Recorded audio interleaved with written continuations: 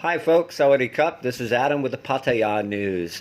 Today's story, we took a walk to Jomtien Beach over the weekend, and we actually went ahead and spoke with local food vendors, such as somtam vendors and fruit vendors, and a couple others, including noodle vendors, because we wanted to get an idea of how they were currently dealing with the Covid-19 situation here in Chonburi.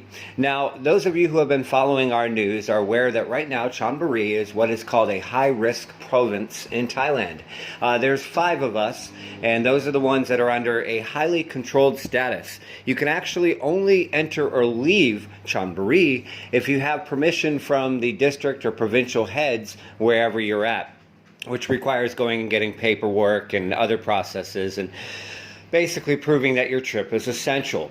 Now, because of this, that's pretty much destroyed domestic tourism, which is what the Pattaya area was depending on for quite some time to go ahead and make money. Because as those of you who have followed us are probably aware, and those of you overseas, right now Thailand has essentially banned foreign visitors from coming to Thailand without going through quarantines and certificates of entry and COVID tests and all sorts of other hoops. The old process of just jump on a plane and fly to Thailand has been done since last March. And unfortunately, we don't know when that's going to open. So we've been focusing on visiting local vendors, businesses. We went to Three Mermaids yesterday. We went to the Jomtien sauna over the weekend. But we also wanted to go ahead and visit local Thai vendors and see if this situation was affecting them. Because a lot of people wrongly feel that the lockdowns and closures only affect bars, or they only look at the nightlife perspective, and they don't look at the bigger picture that this is actually like a rack of dominoes. Everything is affected by these closures, by the ban on foreign tourists, by pretty much a ban on domestic tourists. Hotels are at 0%. Anyways, so we spoke with a couple different vendors, and they told us that, unsurprisingly, the Jomtien Beach traffic has dipped at least 75%. Now, that's not scientific, but that was the number used by at least 3 or 4 different vendors that our team spoke to.